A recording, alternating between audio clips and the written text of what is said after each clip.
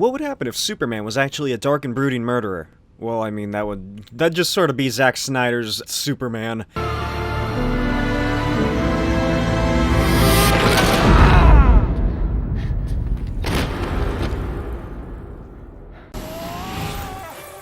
But what if Superman was actually a dark and brooding murderer who, when his rocket was shot off the dying Krypton, landed on the hellish world of Apokolips instead of Earth? And spoiler alert, this is kind of like the original Final Crisis, but Darkseid is a multiversal being, so maybe this was like his testing ground. Released in 1999, written by John Francis Moore with art by Kieran Dwyer. This is Superman, the Darkseid.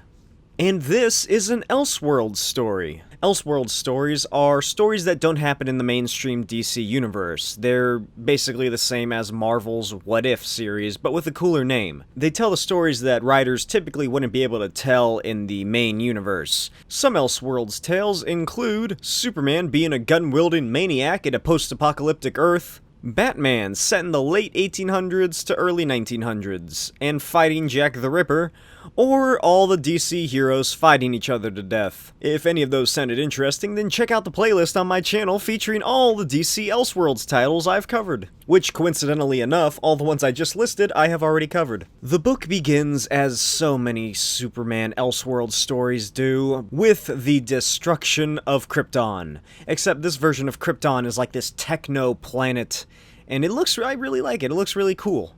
Jor-El and Lara put little Kal-El inside the Matrix chamber, complete the navigational programming, and then they launch the shuttle into space moments before the red sun of Krypton explodes, and the planet and its people are obliterated.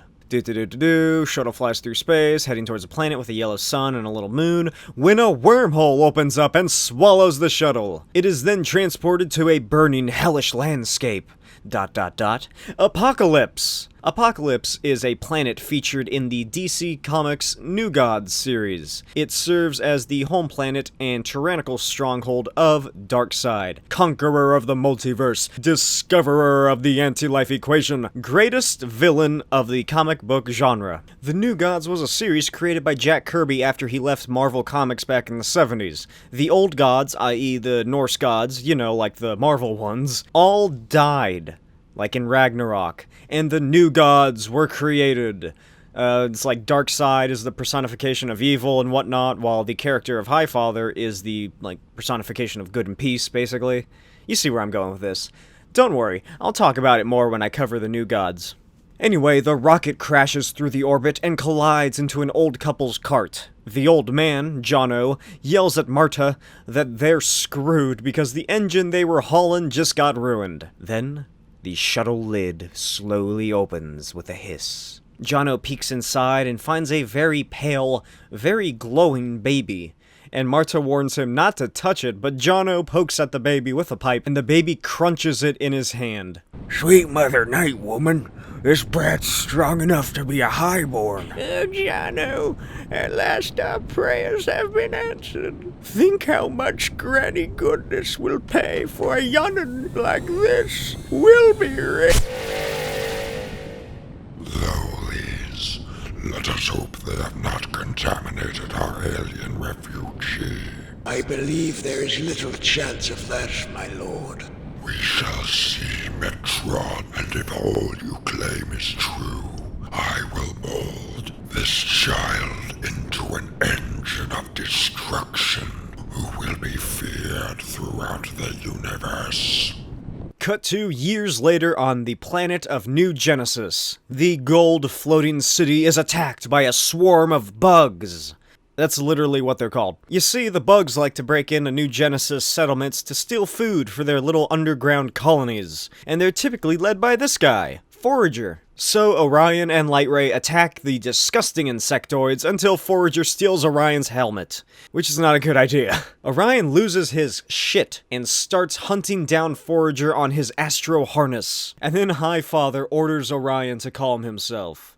Surely you were not so blinded by rage that you did not recognize the man who raised you and has tried to teach you that violence creates more problems than it solves. These groundlings meant no harm.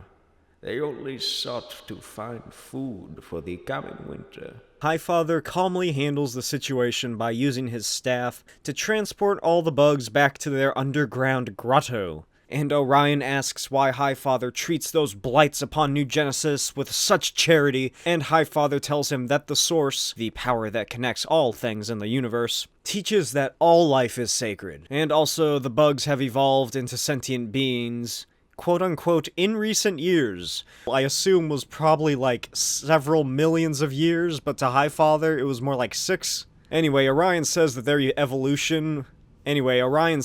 evolution will only lead to the bugs being a bigger threat in the future, and flies away with Light Ray. And then after they're gone, Metron appears, and they talk about Orion before Metron asks about Highfather's true son, and if he regrets giving his firstborn to his enemy. Highfather tells him that it was the most difficult decision he was ever made, but it was a decision that was made in the name of peace. Cut to the red, pollution-clouded skies of Apokolips. Parademons fly after young Scott Free, aka Mr. Miracle, my favorite DC character. Scott flees through the skies on his arrow discs. Scott continues to elude his parademon pursuers on his arrow discs, and he decides to fly over a nearby calming fire pit. The parademons continue to give chase, but are quickly incinerated when it roars in flames. So Scott safely escapes back to the Arrow Troop barracks, hides the generator thing that he stole from one of Darkseid's laboratories. Then a member of the Female Furies orders him to get back to his bunk, or else she's gonna haul his ass down to the brig. Scott says he was doing some training, and the big woman says that she'll let it slide. Then she asks his name and says that she'll be watching him, and Scott's like, lucky me. That woman is none other than Big Barda, who also in the normal DC universe, she and Scott both get married. Cut to Darkseid's chambers. Darkseid's assistant, Darkseid, enters and explains the situation about the whole boom tube generator getting stolen, and that his intelligence agents report that it was none other than Scott Free. I am aware of Scott Free's nocturnal ramblings, Darkseid, you unctuous toady. Good. Why would you indulge his rebellious behavior, my lord? Every punishment the boy has experienced has only strengthened his resolve to break free of his wretched life. And I will let him make his escape, because when he does, the pact between New Genesis and Apokolips will be broken. You have brainwashed the boy to kill Isaiah when he makes his way to New Genesis. No. The instrument of New Genesis' destruction lies in this subterranean chamber. I cannot thank Metron enough for bringing the Star Child to Apokolips. Behold, my Superman, merciless, deadly, and completely loyal to me. Darkseid asks his little Ubermensch if his armor is comfy cozy, and Superman says, "It feels as if a molten fire courses through my veins." Which, I mean, it could go either way, because the armor is a conduit for the geothermal energy of Apokolips, which gives Kal-El immeasurable strength and stamina. Superman bows and says that he is ready to prove himself to Darkseid. Then Darkseid gives a history lesson, and they go to the gladiatorial arena. Darkseid and his aristocracy, Granny Goodness, Vermin Wunderbar, Dr. Bedlam, Kanto, and Darkseid's second wife, Suli, watches Darkseid and Suli's son, Kalibak, brutally murder people, when from the central arena fire pit emerges the Star Child. glowing like a small sun. Kalibak charges Superman, but Superman is able to dodge and slashes Kal-El's back with his fiery sword. Kalibak makes the horrible decision to grab Superman's ankle and throws him into the wall, collapsing it. Kalibak steps on the audience to get to the cooling Superman and slams his gargantuan fists into Kal-El's ebony armor. The Man of Steel slams his own fists onto Kalibak's ears, grabs the protrusions from his head, and slams his giant white face into the stone ground. Kalibak spits out his own blood as he warily calls to his father for mercy.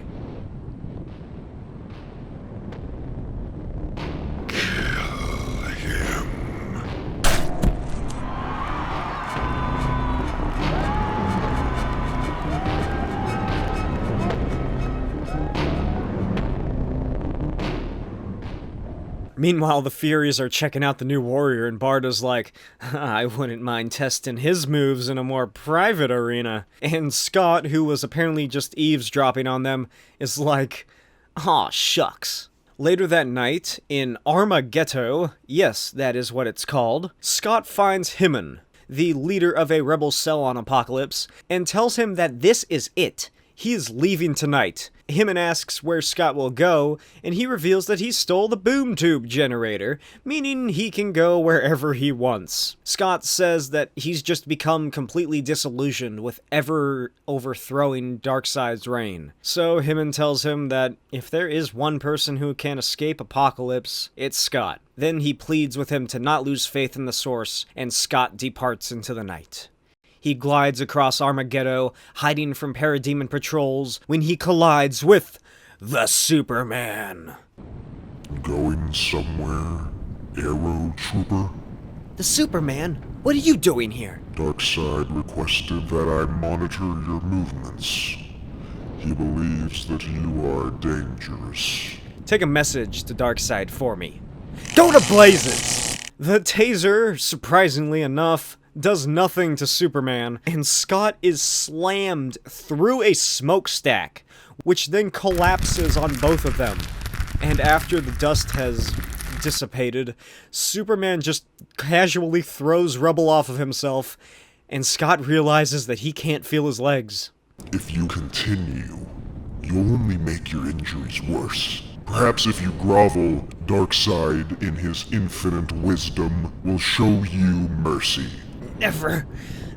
Not while I have one last card to play. Scott Free escapes through the boom tube, and Superman can only watch as it closes before him. Later, Superman apologizes for Scott Free's escape and says that he failed. Darkseid tells him that he'll just have to make sure it doesn't happen a second time, and then he says that Scott Free will do exactly what Darkseid intends upon. Because Darkseid's will is absolute. Then he readies the Omega Warhead for New Genesis, and Superman's like, but won't the New Gods intercept it before it reaches them, Master Darkseid? They would if it was mounted on a conventional missile, but you will deliver the warhead to New Genesis personally. Later, in the skies above New Genesis, a massive boom tube opens, and the army of Darkseid flows out, wielding weapons of destruction. Orion leads the New Gods to war as a second boom tube opens directly in front of him. Out of my way, New God! Orion gives chase to the Superman and shoots at him, but it doesn't do anything, and Superman just clocks Orion in the face. As Orion falls out of the sky, Superman dives through the earth and burrows into the core of New Genesis, where he arms the Omega Bomb, which it looks shockingly like Brainiac's symbol. Beep, beep, beep, big explosion. The wave of destruction surges around the planet, vaporizing any living thing in its way. Orion stumbles through a field as the wave comes towards him, when Light Ray grabs him and they escape the blast. They fly back to the now ruined Golden Celestial City and find Highfather. Orion asks if he can reverse the damage, but Highfather says that the fate of New Genesis has been sealed and their future lies elsewhere. I have transported as many of our people as I could to the tiny world where Darkseid searches for the anti-life equation. As the Omega Wave gives Darkseid the power of death, possession of the anti-life equation would allow him to crush the free will of any who oppose him. I will not abandon my home, High Father. I agree. We must stay and fight. Your destination lies far from here, my son. I will remain in the city. Now go and join the people you are meant to lead. It is my final wish. No! Step aside, cowards. You have nothing to fear from an old man. I see now why Darkseid kept your existence a secret. You were not born on Apokolips or New Genesis. You lie, old man! Darkseid is a master of deception. It is time you know the truth. High Father then brings Superman to the Source Wall. Fun fact, the Source Wall was created in 1982's The Uncanny X-Men and the New Teen Titans crossover. I'll cover that sometime in the future, I'm sure. From the wall, a giant fire hand writes, "The war will end when Destroyer becomes creator." Then High Father takes Superman to, see his birth world and its destruction. I don't know why I believe you, but I do. Why have you shown me this? Sometimes the roles we play in life seemed preordained, but that is not so. The future is created by choices we make in the present. Like you, I was raised to be a soldier in the war between Apokolips and New Genesis. I chose a different path, the way of peace. Now I challenge you to make your own destiny. You've done nothing but confuse me! My time is at an end. The Source will take you where yours begins. Cut to a dockyard. A dock worker watches a fiery object explode from the night sky and then submerge into the ocean. Superman, who kind of looks like Bruce Willis, is weighed down by his heavy-ass armor, so he rips it off, and as he tries to swim away, he finally loses consciousness and floats to the surface. Then the dock worker dives into the water and swims to the man and carries him back to land, and it's revealed that it's Lois Lane, who somehow managed to pull a grown alien man in still some sort of alien armor to land. This extremely strong, petite woman. Lois asks for the man's name, and he tells her that he is Kal-El. So Lois asks Kal-El how he ended up in the Metropolis Harbor, and he asks this woman, what pantheon rules this metropolis? And Lois is like, okay, first of all, it's Lois or Miss Lane, not woman, and I saved your life. Now, what the hell are you talking about? So Superman explains the previous part of the comic, and Lois is like, yeah, okay, well, I gotta go, see ya, and then runs away. Then Kal-El's body begins to absorb the rising sun's energy, and he experiences his first sunrise on Earth. Meanwhile, Lois infiltrates an arms deal between Intergang and Dr. Bedlam. Then Bedlam teleports away, and Lois gets pictures of real live aliens. Unfortunately for her, the Intergang members hear her loud-ass camera and shoot at her before capturing her at gunpoint. And as the gang leader, Mannheim, orders them to waste her, the Superman slams him into a stack of crates and just destroys them all. Mannheim shoots Kal-El and he starts bleeding because he just got shot. And then Lois shoots Mannheim's hand and the Special Crimes Unit raid the place. When good old Dan Turpin grabs him and gets sent into a wall. Then all the SCU fight the crazy guy in the weird suit until Detective Maggie Sawyer tases him. Later, in an SCU transport truck, Superman lies unconscious when the Bugs, led by Forager, run out of a grocery store and cross the street. This causes the truck to crash and allows Superman to escape and run through the street like a true Jack Kirby drawing. Kal-El hides in a dark alley when he sees a crowd shouting and staring at the sky. Look, up in the sky! It's a bird! It's a plane! Nah, it's just a movie stunt. And Superman watches in disbelief as Light Ray flies over the city. Superman then flips his shit and starts rampaging as he gets flashbacks to the Source Wall and, Apokolips. And meanwhile, a little red-headed boy named Jimmy and a man named Bibbo watch on. Bibbo Bibowski, who is a tried-and-true Superman character, walks over and tries to calm Kal-El down. Bibbo, steps into the street and asks Superman if he could just sorta put the car down, and Superman's like, I destroyed an entire world. Why does it weigh so heavily upon me? Yeah, I figured you'd seen some action. I still sometimes wake up in a sweat thinking about my time in the war. I got a metal plate in my skull from it. So Jimmo and Bibby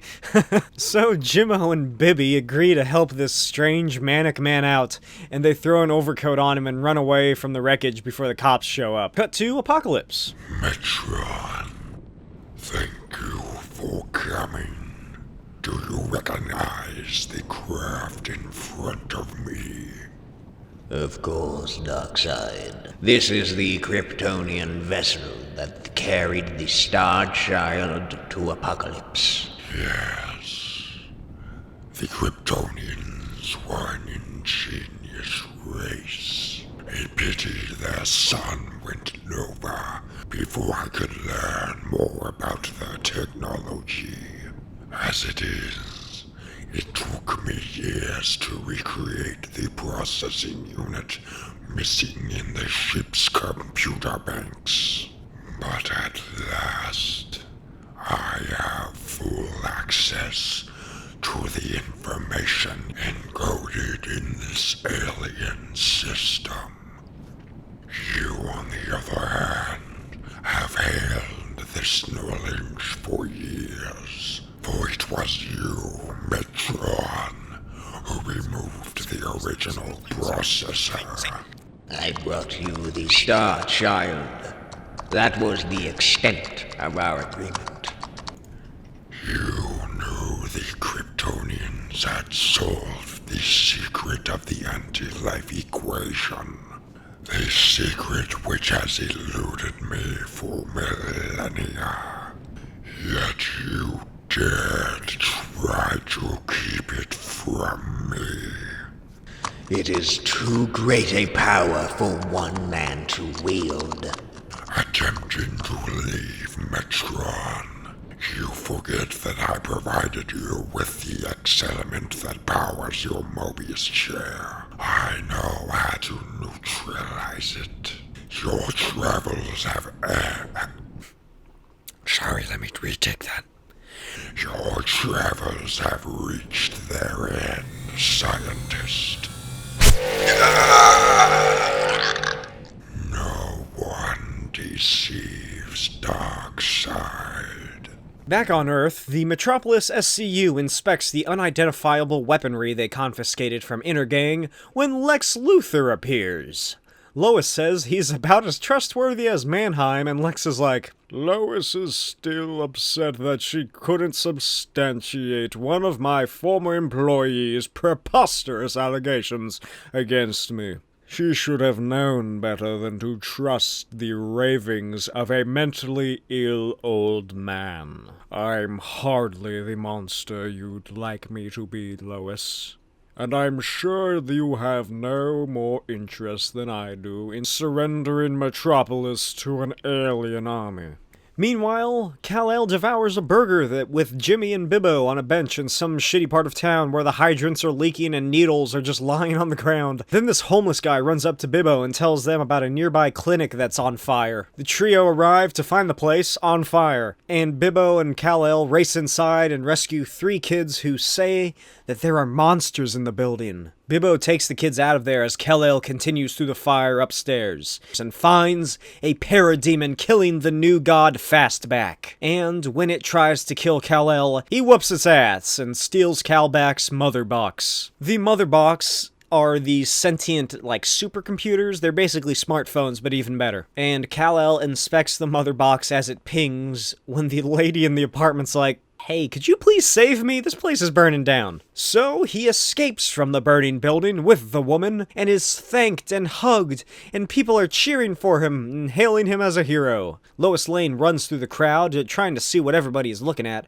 and Bibbo asks Kal-El what's wrong, and he explains that this means the war between New Genesis and Apokolips has been brought to this planet too. Then Lois runs up and asks to speak with Kal-El, and Jimmy's like, hey, whoa, lady, that's gonna cost you. Lois gives him a $5 and then heads off with Kal-El. In an alley, Kal-El tells Lois all about New Genesis and Apokolips, and Lois asks if there's any way to stop this Darkseid guy, and if any of the new gods will help them. So, the Mother Box leads them to an island in the bay that was the former site of the World's Fair. They walk through the main courtyard when some freaky shit starts happening, and Kal-El and Lois are attacked by these weird shifting images. But the images fade away to reveal Big Bear and Seraphim of the Forever People. Guess who is Seraphim? And who is Big Bear? Seraphim asks Dreamer what happened to their illusion, and it's revealed that Barda has knocked her unconscious. Kal-El tosses Big Bear into the other Forever People and elbows Seraphim. Then Barda explains that she was sent by Darkseid, and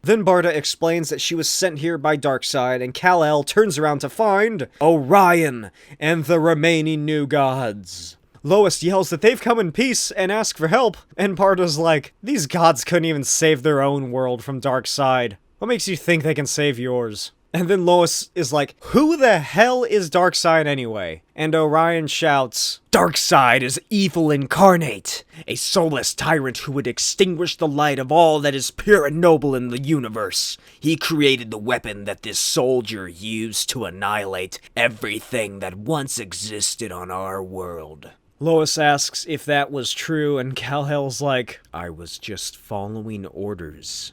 You don't understand. Darkseid's word is law. By the source! I've tried to live by Highfather's example, but I will restrain myself no longer. I swear, I will make this one pay for the blood on his hands. Vengeance will be mine! Die, assassin! So he opens fire with his astro harness, but the mother box Kal-El was holding ejects from his hand and shields him from the blast. Then it enters the centerpiece of his armor and begins to extend and mold itself as it amplifies its knowledge and information into Kal-El's mind. And it slowly takes the shape of a very familiar symbol. I do like this version, this like mother box weird technology version of the Superman logo. I like this story in general. I've seen a good amount of people trashing it, but I just don't understand why. What blasphemy is this? How can the source protect the destroyer of our worlds? This must be Darkseid's deception. Lightray calms Orion down and is like, Orion, your anger drowned out the voice of your mother box. I don't know why this warrior has been chosen by the Force, but he has. It seems that despite Darkseid's best efforts, he has developed a conscience. Heed its voice, my friend, and join us. Together we can prevent him from destroying this world as he did ours. You're asking me to turn my back on the man who raised me? All that I am, I owe to Darkseid. Lois asks Lightray what this war is about, because she still doesn't fucking understand. That Darkseid sought to solve the anti-life equation, which would allow him to enslave the cosmos, believes that certain human genetic lines held the key to the anti-life equation. Orion says that if Darkseid solves the anti-life equation, then the universe will be without free will, and every sentient being will be unable to resist the commands of Darkseid. Then he starts to calm down and the new gods teleport away. After they leave, Barda tells Kal that he needs to snap out of it, and that the mother box has clouded his mind. Then Lois pleads to him not to listen to the apocalyptic Amazon, but Kal-El says that she is right. He must return to Darkseid. Meanwhile, on Apokolips, Darkseid sits in his laboratory as Desaad vivisects human beings. Darkseid asks Desaad if he's had any luck yet with the anti-life thing, and Desaad's like, oh, not really. Ooh, looks like I'm gonna have to kill some more humans. Oh no, I need so many more subjects. Really though, I do. I need a lot more people until I can find it, sir. And Darkseid grumbles as Desaad cracks open another body, and Lashina appears on the screen. She tells him that Barda has found his Superman alive and uninjured. Back on Earth, Lois arrives at LexCorp Laboratories to find Maggie and Lex inspecting Superman's armor, and Lois is like, yeah, okay, that's great. We need to mobilize every branch of the military to the eastern seaboard? Yes, we know. That's why for the past few months I've diverted most of my company's resources into developing weapons to match their own. A few months? Why didn't you tell anyone, so that the government would have no choice but to come to you for help? You'll feel differently after I save this city. I have an ace up my sleeve. May I present... Scott Free rolls out in his life support chair that looks kind of like Christopher Pike's from Star Trek. I have no time for pleasantries, Luther. Your arsenal is nowhere near ready to deal with a full-scale invasion. The battlesuits haven't even been field-tested. Lois asks why Scott is siding against his own people, and Lex explains that he spent his entire life trying to escape the hellhole that is Apokolips, so he doesn't give a shit what happens to them. Also, when he came through the boom tube way back when, he came out head first into a brick wall. He contacted me from the county general, where despite his injuries, he managed to hack into the hospital computer network. He offered his technological expertise in exchange for full use of LexCorp's resources. Darkseid destroyed one planet. He won't hesitate to do so again. Lois then shows Scott a photo of Kal-El and asks if he recognizes him, and Scott says, and Scott's like, he cost me my legs. If he's here in Metropolis, I want him. Meanwhile, Barda drops Superman into the harbor, where he discovers his armor is missing. And when he comes back to the surface, how was he planning on getting that armor back? Because it was too heavy for him initially. I guess he just got stronger because of the sun. Yeah, whatever. When he gets back to the surface, he finds Barda is gone. Then, giant L-branded metal men fly towards him, and two grab him out of the water and soar high into the sky. But Kal-El escapes their grip and plummets into the ocean. You think you survived the fall? Not a chance. From this height, hitting that water's like hitting concrete. We're gonna catch hell for this. Our orders were to bring him in alive. Hold on, I'm picking up movement from below the surface. That can't be right. It's gotta be like a shark or something, right? It's moving at incredible speed. Superman flies out of the water and attacks the LexCorp soldiers. Then, from the air behind him, a boom tube opens and a soldier shoots Kal-El through it.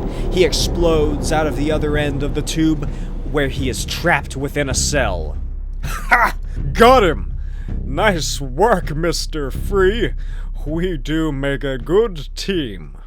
Save the congratulations for later, Luther. Do not underestimate the warrior's strength or skill. If the reports we received are true, he is now capable of flight. I'll celebrate when he's as paralyzed as I am. The cell closes on Kal-El, and a neurotoxin is released inside. As Superman bangs on the door, he slowly begins to lose his strength, and hears a voice. Hello, Kal-El. Do you know my voice? I'm the man whose life you destroyed. Now it's my pleasure to return the favor. At this moment, the neurotoxin component of the gas is shutting down your nervous system. Your body is no longer obeying your brain. Before you inevitably collapse, we've introduced a second gas which will solidify into an unbreakable polymer. You're trapped like an insect in amber. That's right. Scott Free and Lex Luthor discovered how to create kryptonite. Now we can celebrate, Luther. I'm eager to get this Kal-El into the lab. If I could find a way to duplicate his abilities, I could create a legion of Supermen at my command. The warrior belongs to me, human. Release him now, and I will spare your lives. Darkseid. Darkseid? The leader of Apokolips. This is a great honor, sir. Luther, no. If you don't mind my saying so, you should never have chosen Intergang as your earthbound representatives. And work with me, and I think you'll find the invasion you're planning completely unnecessary. You have nothing to offer me, little man. Go away. Lex Luthor finds himself transported to a hellish realm, and then he hears the rattling, tyrannical voice of Granny Goodness. It appears Darkseid sent another stray to Granny Goodness's obedient school. You're already on your knees. That's a good start. I am impressed scot-free. Even in the face of physical infirmity, you survive and you thrive. I wonder what would have happened if I had raised you as High Father did Orion. I don't understand. I was just an aero trooper on Apokolips. It does not matter. All you need to know is that I offer you the means to explore the universe. I assume you will make better use of it than its previous owner. The Mobius chair. All I ask in return is your allegiance and Kal-El. Later, on Apokolips, Darkseid tortures Kal-El and tests the new strength that he got on Earth, and makes note of how it literally makes no sense. Darkseid says that all he wants to know is that if Darkseid has found the anti-life equation that Jor-El wove into his son's genetic code. That's right, the anti-life equation is in Kal-El's genes. Kal-El tries to plead with Darkseid, but it obviously does not work. Then Darkseid brings out the device from the shuttle and tells Kal-El, The truth is, you were born to conquer worlds. Then he displays the hologram of Jor-El. Kal-El, you live so that we may rebuild the Kryptonian Empire. Purity of Kryptonian law can be maintained only with absolute domination. To that end, we have encoded in your DNA a means by which you may render any race of sentience docile and pliant. Your father intended that spacecraft that saved you from Krypton's destruction to land on Earth. He saw the humans as I do, as building blocks for an empire. He would be disappointed to find out his only son is tainted with a conscience. I defy you and my father, Darkseid. I will do everything in my power to stop you from destroying the Earth the way you did New Genesis. Have I taught you nothing, Kal-El? Good and evil are irrelevant. The only meaningful division is between the conquered and the conquerors. To concern yourself with the fate of lesser beings is to become one. Then Darkseid, creeps over and reveals that he has found the anti-life equation and gives Darkseid his little PDA thing, and Darkseid checks out the anti-life equation and says, Assemble the aristocracy. Inform them that the invasion of Earth begins, and tell them I expect no resistance. Now we get a different narration. It's a story written by Lois covering what happened on the day of the invasion. Before daybreak on a Sunday, the invasion began, and by nightfall, Metropolis had fallen to Darkseid. Dog soldiers, parademons, and the rest of Darkseid's army destroyed the city as robotic drones assembled the anti-life transmitter, which obliterates the free will of all sentient creatures, causing the entire population of Earth to become docile and helpless. And atop the Daily Planet building, Darkseid just sort of chills with Dr. Bedlam and Mannheim. What a beautiful sight. 5 billion humans scattered across 7 continents. And every one of them made servile by the power of the anti-life equation. This is only the beginning, Dr. Bedlam. Earth is only the first, a world of thousands that will surrender to me. I have no doubt about that, Darkseid. However, there still remains the matter of the surviving new gods. Their mother boxes make them immune to the signal. You got problems with some mugs, Darkseid? Let my people handle it. Although I will need some of those special plugs the doc provided us with to filter out that crazy signal. Right now, all my heavy hitters are out of commission with the rest of the sheep down there. Why is this human wasting my time, Bedlam? Nobody talks to Carlo Mannheim like that. I run Intergang, the #1 crime syndicate on the East Coast. You wouldn't even be here if it wasn't for me and my group. Without me, there is no takeover. Mr. Mannheim, I supplied Intergang with weapons because I needed to gauge the civil and military defenses of your world. Now I have conquered this planet. I have no further need for you or Intergang. You are less than nothing to me. Nobody disrespects Carlo Mannheim.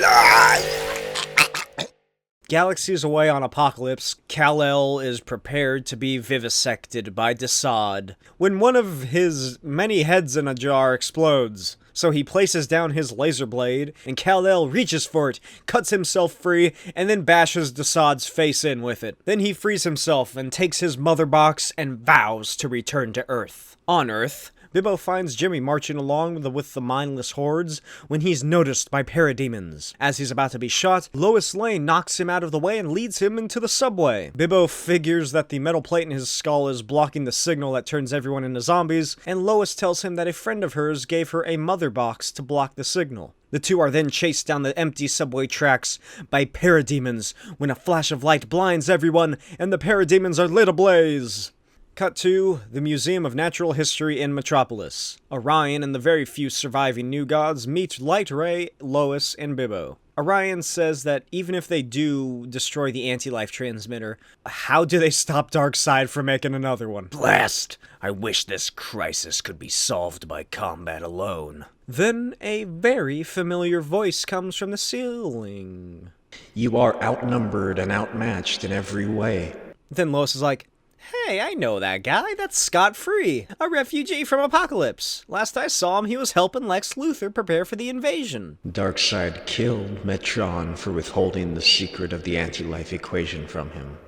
A fitting end for any who conspire with Darkseid. Now tell me, Scott Free, whom do you serve? I serve no one. The war between Apokolips and New Genesis cost me the use of my legs. I want no more part of it. I came to see you, Orion, for I've recently learned that we are brothers. Scott then explains their brotherhood. You see, to stop the first war between New Genesis and Apokolips, Darkseid and Highfather traded their firstborn sons. Darkseid got Highfather's baby, and then gave him to Granny Goodness, who named him Scott Free to mock the fact that he'll never be able to escape Apokolips, while Highfather got Darkseid's evil son, Orion. That's why he's so ugly and monstrous. Orion gets pissed off, and Scott's like, Look, believe me or don't, I'm outie. All the new gods then are freaked out by discovering that Orion is Darkseid's son, and Light Ray tries to calm Orion down from turning into his monstrous form, but Orion won't have it and flies away. Meanwhile, on Apokolips, Kal-El found another suit and attempts to activate the boom tube. You should know better, child. No one leaves Apokolips without my permission. You don't want to interfere with me, old woman. If only you'd been sent to my orphanage as a child, you'd know better than to talk back to your granny. If there's one thing Granny will not tolerate, it's insolence. Isn't that right, Lex?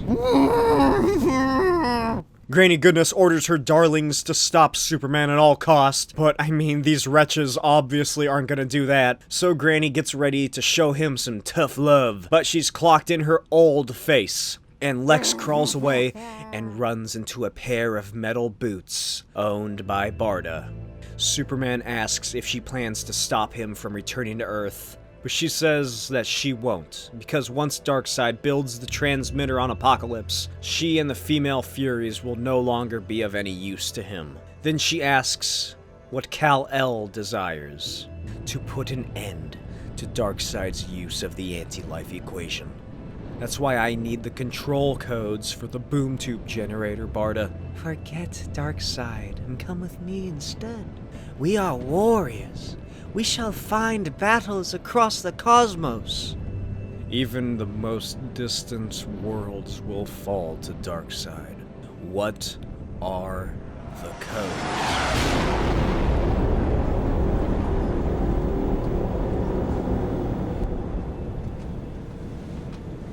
Kal-El, if you face Darkseid directly, even you will die. Even with the yellow sun, you are not strong enough. I've come to believe that life and freedom are worth that risk.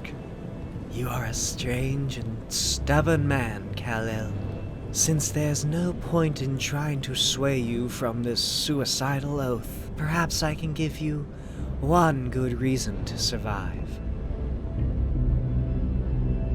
At the museum, Superman confronts the New Gods and says that he shall help them. But the New Gods say that he's too late for that. Their numbers are way too low, and Orion has abandoned them. Darkseid has won. But Lois says that she's not going down without a fight. On Fifth Avenue, Vermin, Wunderbar, and Kanto stand at the base of the transmitter chit-chatting with Bedlam's bodies. See, Bedlam is a bodiless force that takes over these like mannequin bodies. It's not important right now. They look up to the sky and see Superman leading the New Gods and the Forever People. Wunderbar orders his tank to open fire, but Superman handily defeats them as the New Gods battle the Parademon armies. Meanwhile, Darkseid watches on, and Superman spots him and flies face to face. Bravo, Kal-El. I did not expect to see you again. It will take more than that sadist to stop me. Yes, I taught you well, but not well enough it seems. Or you will never have returned to fight a battle you cannot win. Look below you. Your new allies have no hope of defeating my troops. One by one, they will die until finally the children of New Genesis will be as dead as the planet on which they were born. I'll do whatever it takes to stop you from turning the anti-life equation on another world. I'll begin by eliminating this one's transmitter. And I thought Kalibak was my idiot child. Your Omega beams did not kill me. It seems that it is more than this armor that gives me strength. Your Kryptonian physiology may make you a stronger under this planet's sun, but I promise you, it does not make you invincible. Then the street begins rumbling and cracking open, and Orion and Forager lead the bugs into battle. The bugs get inside the transmitter and begin ruining it from the inside, and it starts to crumble and collapse. Then Orion begins opening fire on it with his astro harness until the entire thing explodes. Superman and Orion then both confront Darkseid. It's over, Darkseid. You truly believe that I cannot build another anti-life transmitter, or 1,000 for that matter? This small victory is a momentary inconvenience. Nothing more. I killed my own father. I have no intention of suffering the same fate. Behold, the anti-mother box. No mother box can withstand the destructive energies it emits. Orion! Orion, can you hear me? Mother box connected to my soul. When she died, part of me did too. Unlike Orion, I can defeat you without my mother box. You've exhausted my goodwill, Kal-El. Now you've forced my hand. Is that the best you can do, Darkseid? That is only the beginning. It has been a long time since I have destroyed an opponent in physical combat. I had forgotten how satisfying it can be. Not going to give up. You knew it would end like this, Kal-El. This is the price you pay for betraying Darkseid. Meanwhile, Lois cradles Orion's dying body as Light Ray flies to her. Then scot-free appears in thin air. Since I left this planet, I traveled to the ends of the cosmos and learned what lies beyond the Promethean Wall. I have witnessed the true nature of the universe and have been blinded by its magnificence. Light Ray, you must listen to me. The Kryptonian is, like you, a child of the light. Your touching change of heart will not save the new gods from oblivion. You've merely ensured your own death by returning. My spirit was once shackled with anger and resentment, but no more. I have seen the soul of the universe, and that vision has liberated my heart. Spare me your noxious platitudes. You sound far too much like your birth father. Turn and face me, Darkseid. We're not finished. You're wrong. The energy I provided to Kal-El was insufficient. He won't survive unless I... You will do nothing but die, new god. Darkseid is victorious. Enough, Bedlam. I have imprisoned your body-hopping consciousness in this psionic containment. It is unfortunate the Mobius chair's sensors did not register your presence until it was too late. And then Superman theme begins. Orion, my old friend, it appears that we're not as invincible as we thought.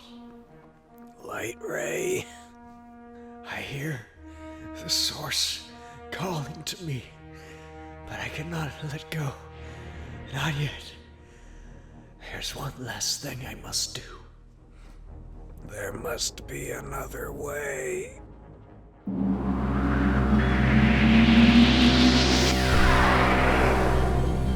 Light Ray gave his life so that I could end your reign of terror. His sacrifice was in vain, Kal-El. You only tasted a fraction of the power of my Omega beams. This time I will not be so gentle. Is that the best you can do? This is impossible. No one has ever withstood the force of the Omega beams. You taught me never to accept defeat. Perhaps I taught you Farewell, my son. Once and for all, I am not your son! It's over. Half my friends are dead. I say we kill him. That is Darkseid's way. I will no longer embrace his path of death and destruction. Kal-El is right. We have fought this war on Darkseid's terms and answered violence with violence. No one is more guilty of this than I am. Then the new gods all surround the unconscious body of Darkseid and exorcise the universe of his corruption. Later, Scott-Free speaks with Kal-El and Orion about ridding the Earth of the remaining forces of Darkseid and rebuilding. Then Scott pieces out in his Mobius chair, and Orion asks what Kal-El will do now that the war has ended. 1 year after the alien invasion and occupation, Metropolis continues to clean up the damage and rebuild their city of tomorrow. And hovering high above the skyscrapers is the gold, new celestial city, where the new gods and the bugs coexist and rebuild their homes. Orion, now healed and growing out a beard like his papa, walks with his wife, Lois Lane, and they stop and look at a statue of Light Ray before they discuss what Kal-El is doing on Apokolips. Cut to Armageddon. Kal-El destroys the oppressive walls and declares that construction of new housing for the citizens of Apokolips will begin. The people cheer, and Kal-El hovers to the ground where he meets his wife, Barda. They walk through the newly terraformed Apokolips, and Barda says that Kal-El has brought life to a dead planet. And then she's like, looks like Apokolips's most fearsome gladiator became the most celebrated farmer. And Kal-El recites the Source Wall's message to him. They then continue their walk past the toppled statue of Darkseid as the dark clouds fade away and reveal a warm, glowing sun. The beginning. I hope you enjoyed this episode of What Is. If you did, make sure to like and subscribe for more content like this. Also, let me know what you thought of this comic in the comments below. And also make sure to give me some suggestions on what I should read and review. I'll see you next time. Bye.